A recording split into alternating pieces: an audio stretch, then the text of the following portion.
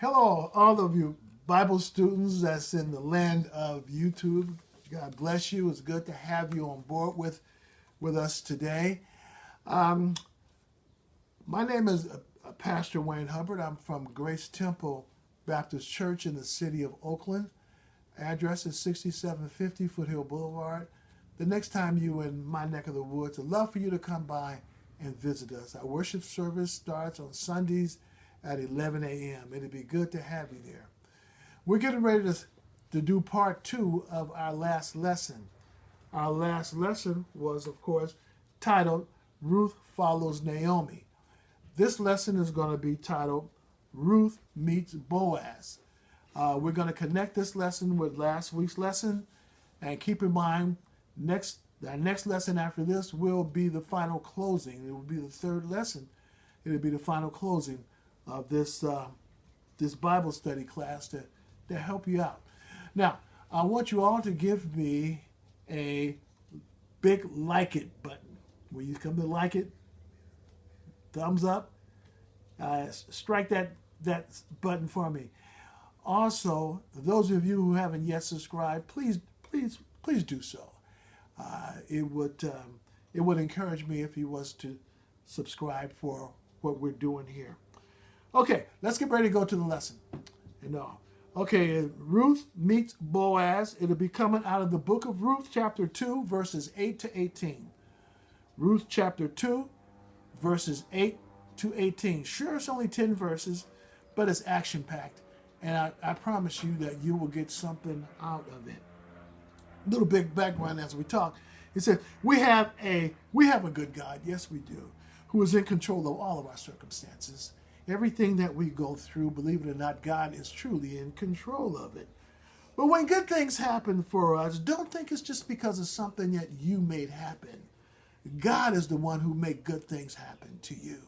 Yes, it does. All the good things. In our lesson, first, a woman arrived in Judah at the time when the barley harvest was taking place. A woman arrives there. Second, it just so happened to be the woman Naomi. Naomi, remember her in our last lesson. Naomi had a very wealthy relative when she arrived back to Bethlehem, and his name was Boaz. So you can see where we're putting this together at. Naomi, of course, was the one who went down to Moab. She brought one of her daughter-in-laws back with her, who is Ruth. But this time when she got back to Bethlehem, the weather was much better, crops were being grown, and she had a very rich relative. Naomi had a very rich relative. Let's put those together. As I stated earlier, good things happen not because of you, but because of God. God is the one who lined those good things up. And this will form the basis of the rest of this lesson. Good things happening because God is in control. Ruth meets Boaz, starting with verse number 8 and verse number 9. We're picking up from last week's lesson now. Let's start. Then said Boaz to Ruth, hearest thou not, my daughter? Go not to glean in another field, neither from hence, but abide here and fast with my maidens.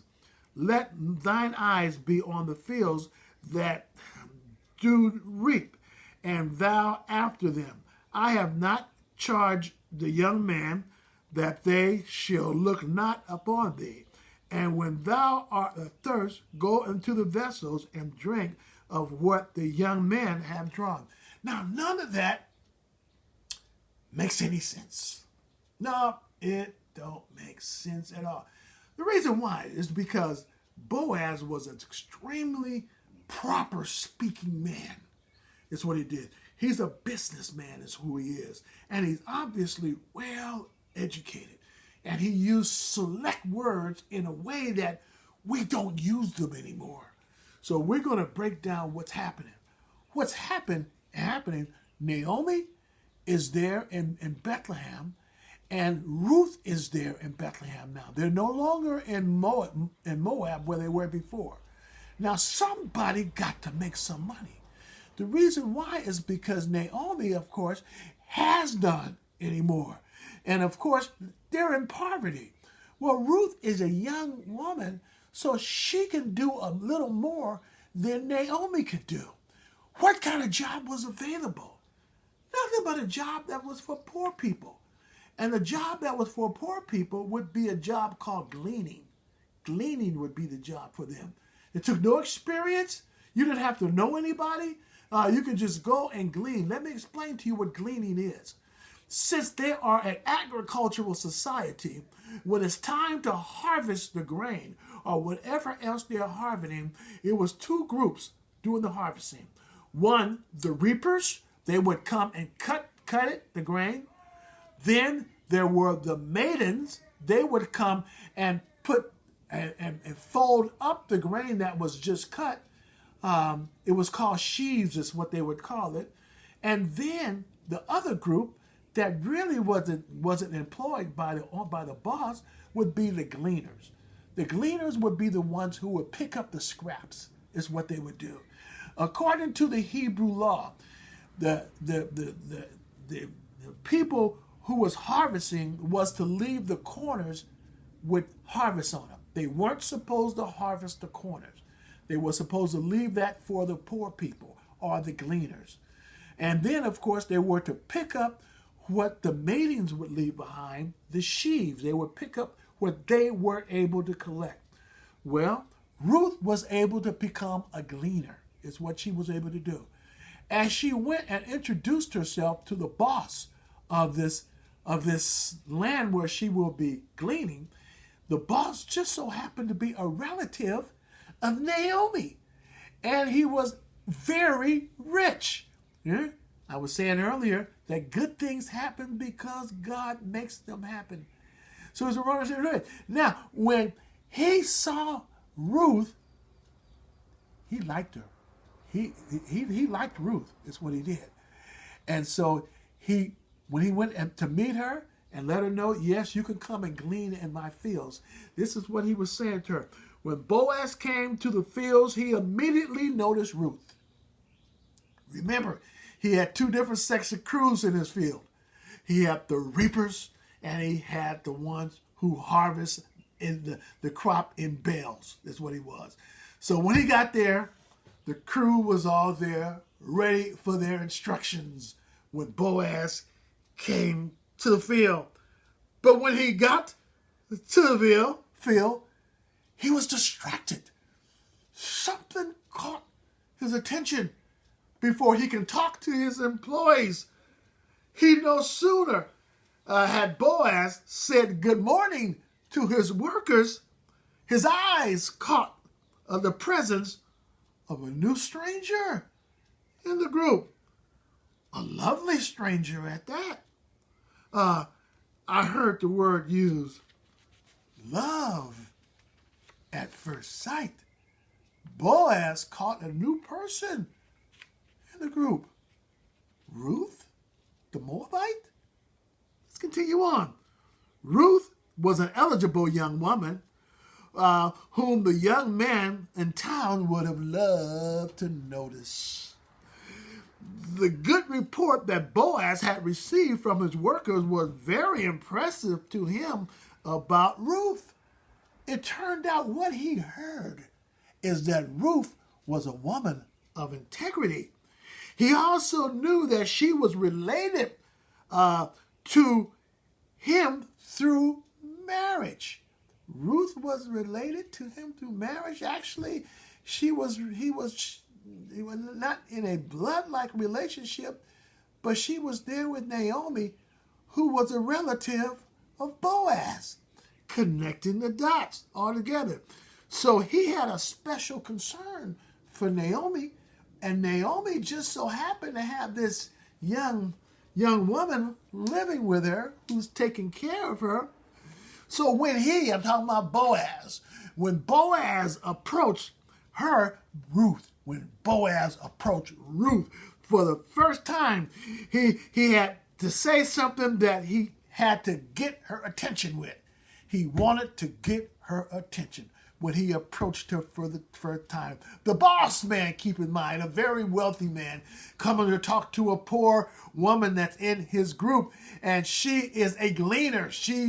That's the easiest job. That's the job for poor people. He take his time out before he even greet or talk to the rest of his employers. And he goes to this young lady and he speaks to her. He says, "Hearest thou not my daughter?" And that has a question mark behind it. As I stated earlier, Boaz has this proper language thing that he does, and he uses select words as he speaks. Even though we're looking in the King James Shakespearean words Bible, since King James is Shakespearean lingo is pretty much, and we'll find that Boaz is using this lingo. That didn't make any sense to what he said, saying, "Harvest thou not my daughter?" That's what he said. That don't make sense. However, if you put it in a way of understanding, he was simply saying to Ruth, his first words to Ruth would be, "Daughter, listen to me." Daughter meaning I'm much older than you, and my words are carefully thought out. I want you to pay attention to what I'm about to tell you. The very wealthy, rich landowner is talking to this poor young woman. Another way of putting it is, or please listen to me carefully, is what he asked her. By addressing Ruth as his daughter was probably making reference to the age difference between the two of them. Come on now. This wealthy landowner is a man of scholar. He's a man of wealth and a man of age. Let's put that together too. And this young woman, Ruth, she doesn't have the age. She's a young and very attractive young lady. He was probably more closer, I'm talking about Boaz, was probably more closer to Naomi's age than Ruth's age. Now, in these verses, Boaz mentions his maidens. The maidens were the ones who worked for him alongside the reapers. Is what it is. I want you to get an idea of what happens on the field and how it works while they are while they're getting the fields. They worked alongside the reapers. The reapers were men. It's what they were. So you have the reapers, who were men, and the women who were the ones who would tie up the sheaves, is what they would do. After the women tied up the sheaves, after that happened, then the gleaners, they were not employed by the owner. They didn't work for the landowner. They were poor who were permitted to gather up whatever was left behind. And this is the area where Ruth was into.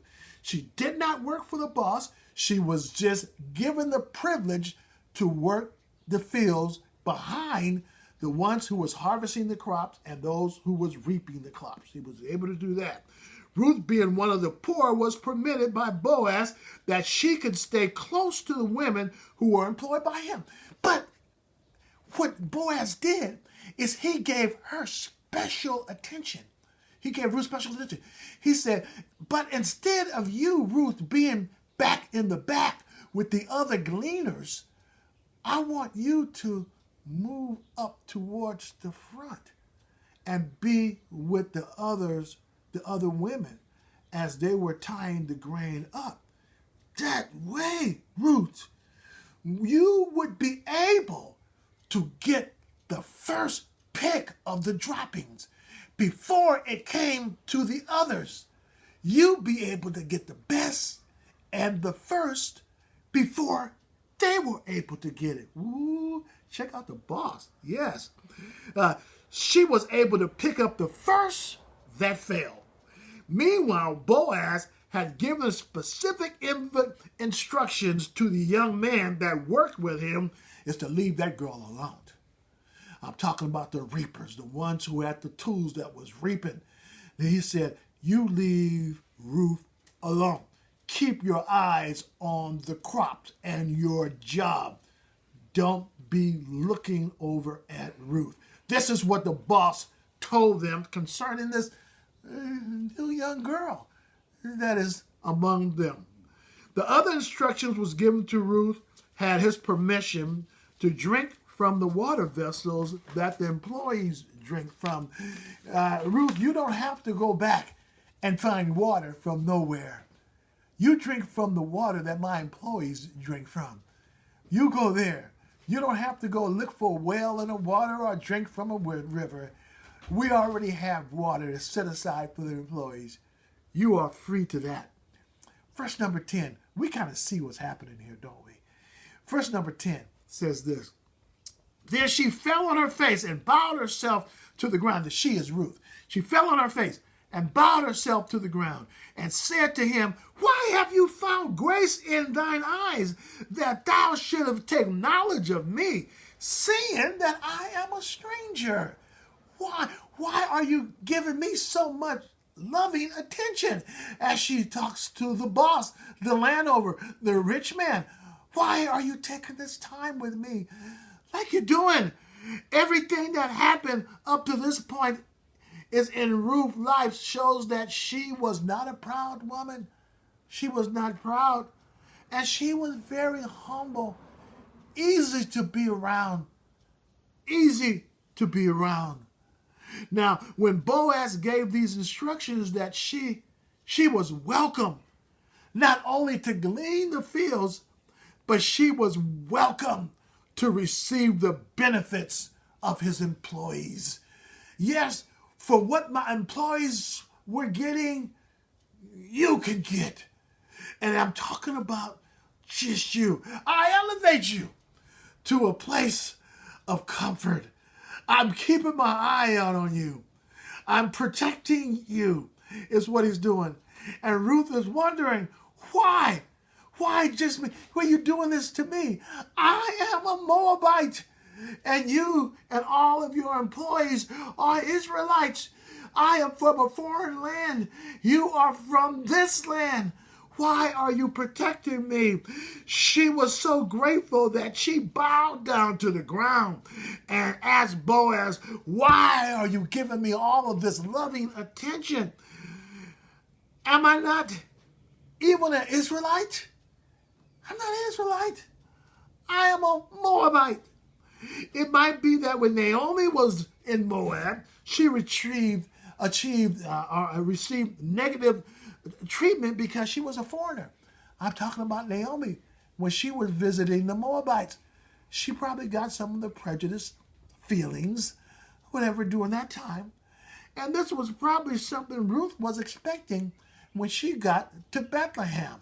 She was probably expecting some prejudice treatment, some hard treatment, some of being difficult to her.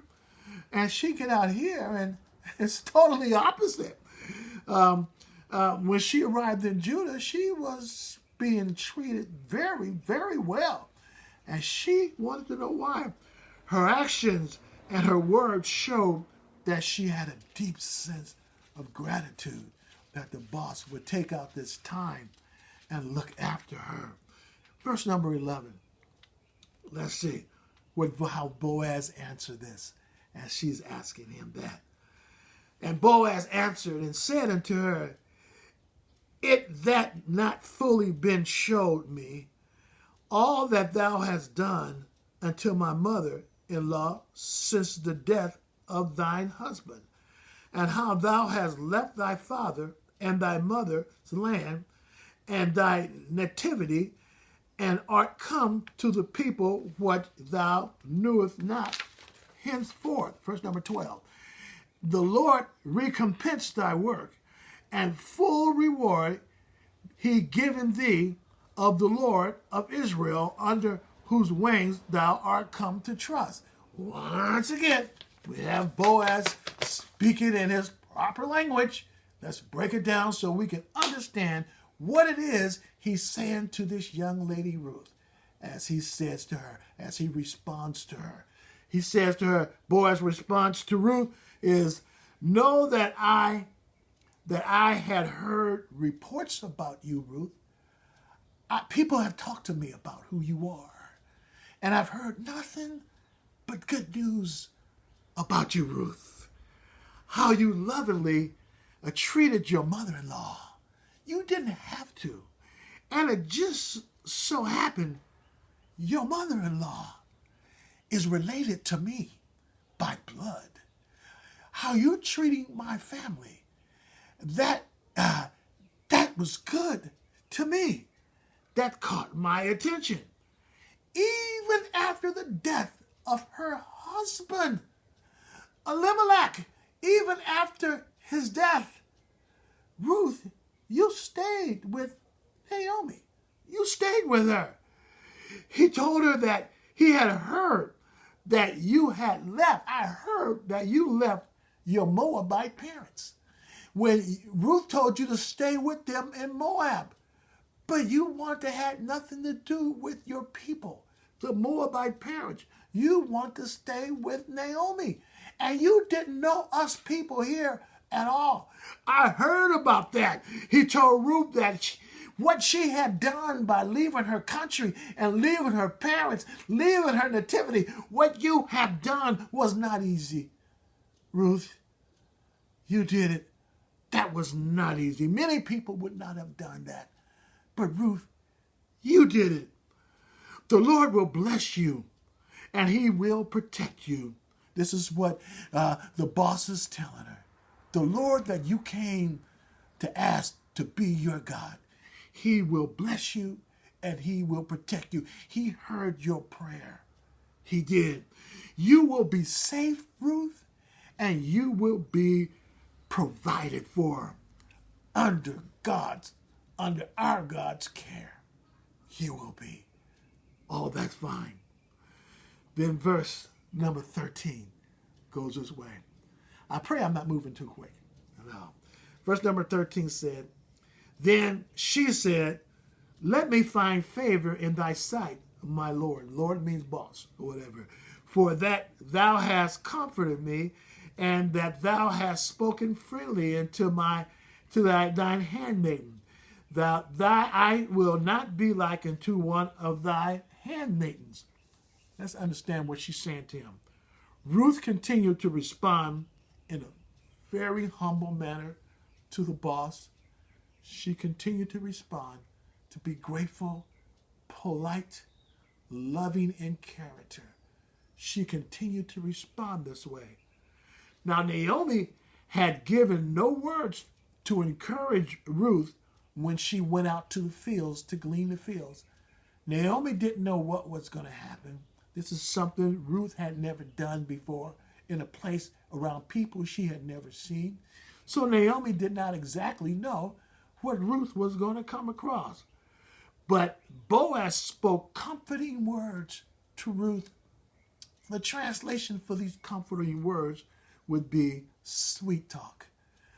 Boaz spoke sweet talk words to Ruth that warmed her soul, that made her feel good.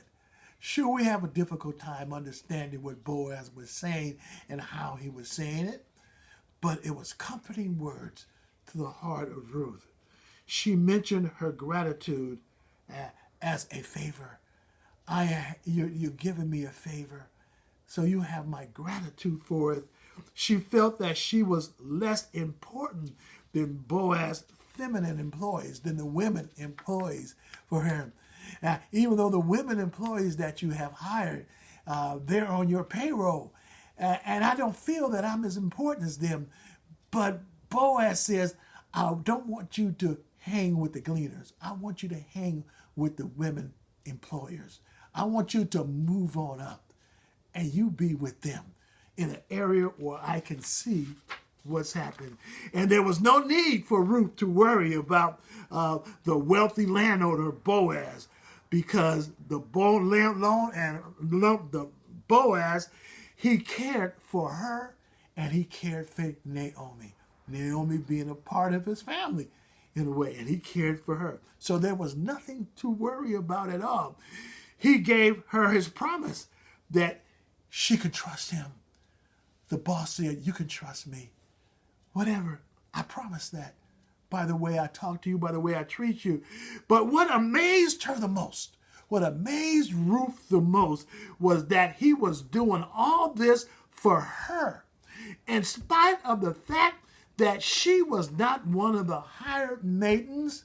She was the first time on the field. She was not an Israelite. She was not Jewish.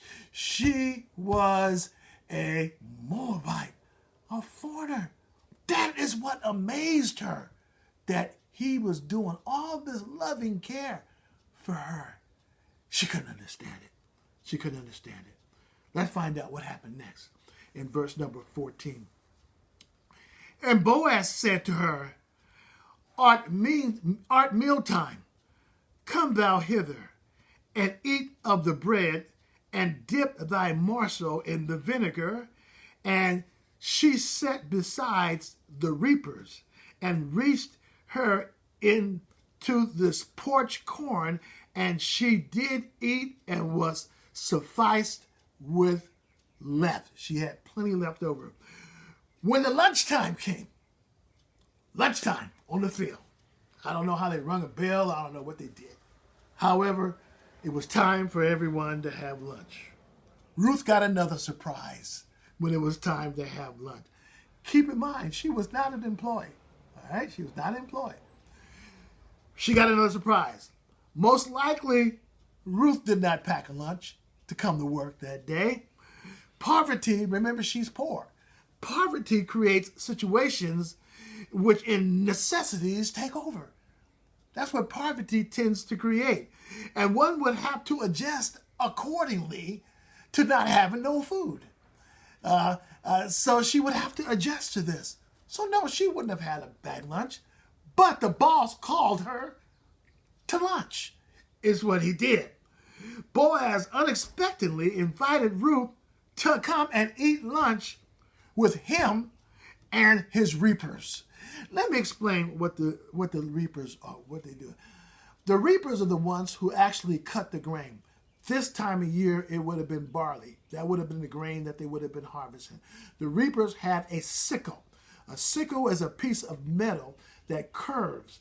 Now, what the harvest would have had, they would have had this sickle tied to a pretty long pole. And as they swung the pole with the metal sickle at the end, shaped like the letter C, it will cut the grain. That's what they would do. They'll swing from left to right, and they'll continue moving, and the women would come behind and tie up the harvest in what's called a sheaf, or whatever, in a sheaf.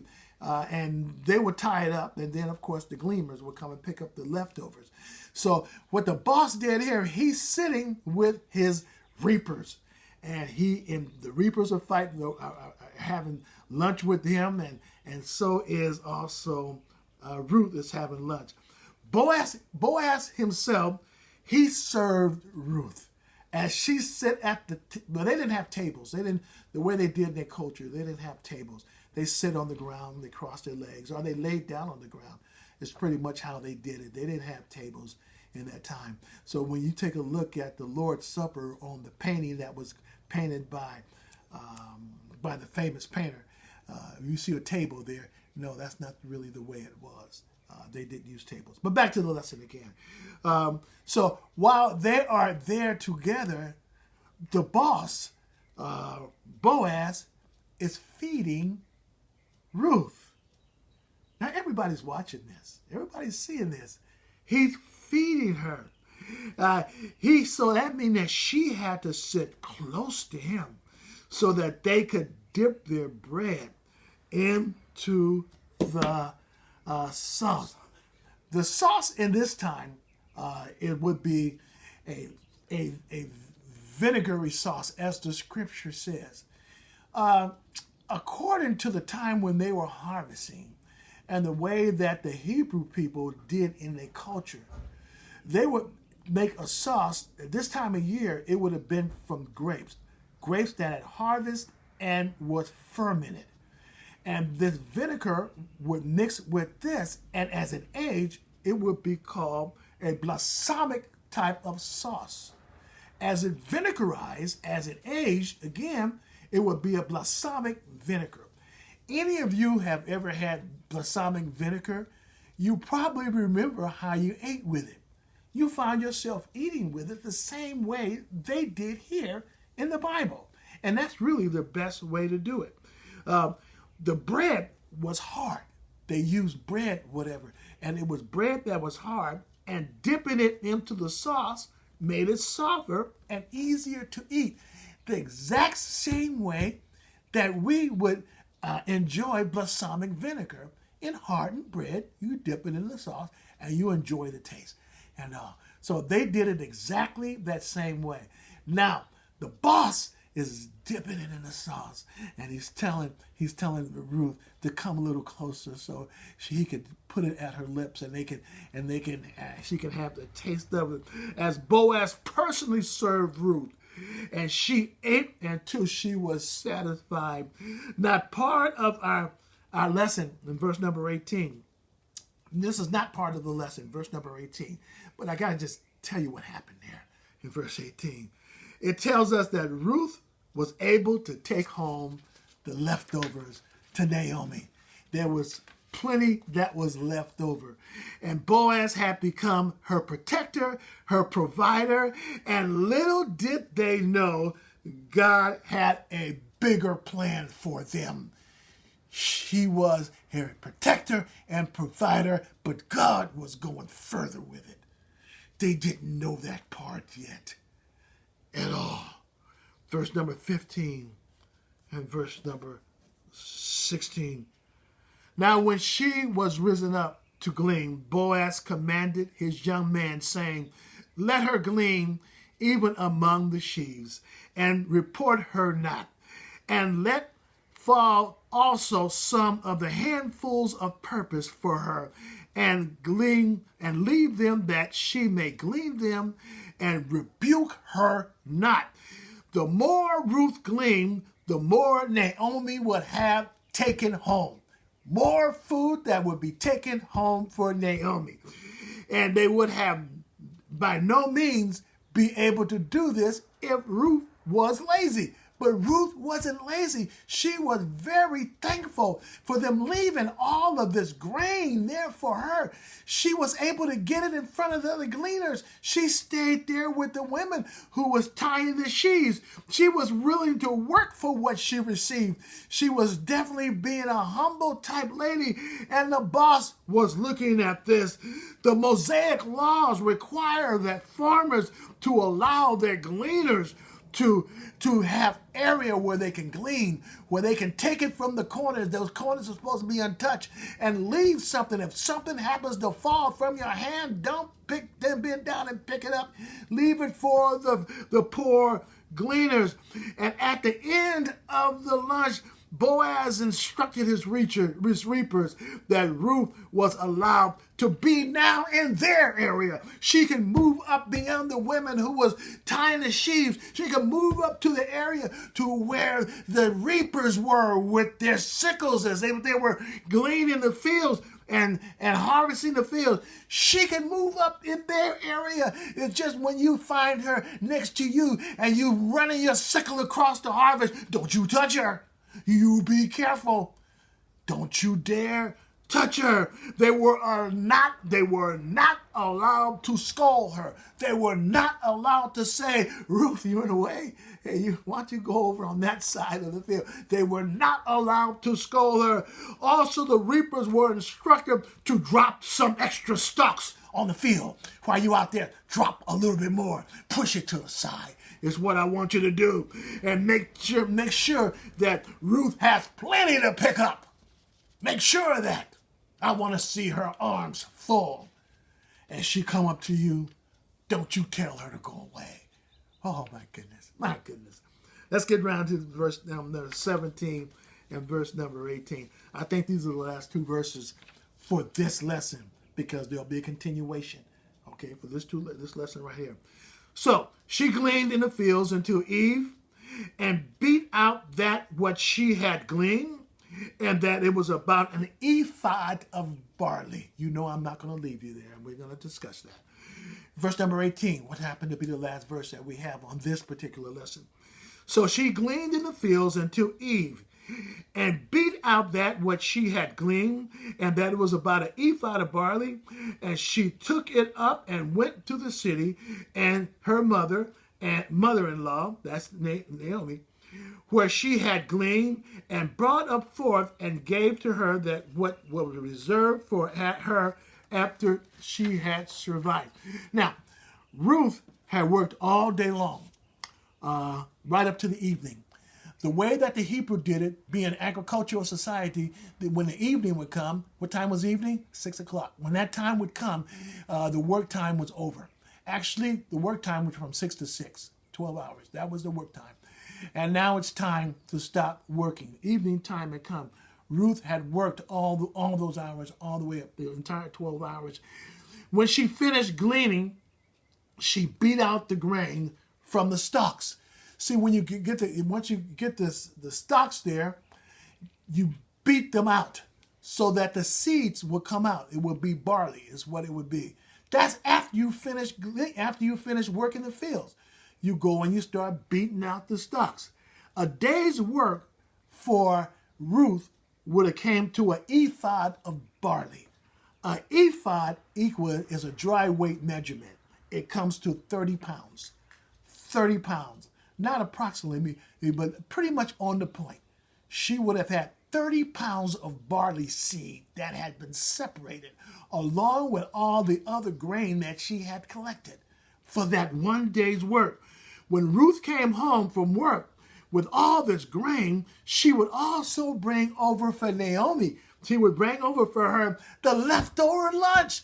She would also have balsamic vinegar, and she would have some of the stale bread that was fit for a king because it came from the table of the boss, a very wealthy man. She would bring home the leftover lunch. Also, can you imagine what the conversations was when Naomi said, how was your day, Ruth, at work? Tell me all about it. I want to hear all about it. And Ruth started talking to her about Boaz and all that was done and all of this grain that you brought home and this 30 pounds of grain that you brought home. Let me tell you what that 30 pounds of grain would do and what it was for. That was money. That was money. You take that to the market and you exchange what you want at the market for harvest grain that has been beat out. You got 30 pounds of it that you can bring home every day. Oh, Naomi and Ruth was starting to get fat because she was bringing home money. And her new boss was going to see to it that she was bringing home money.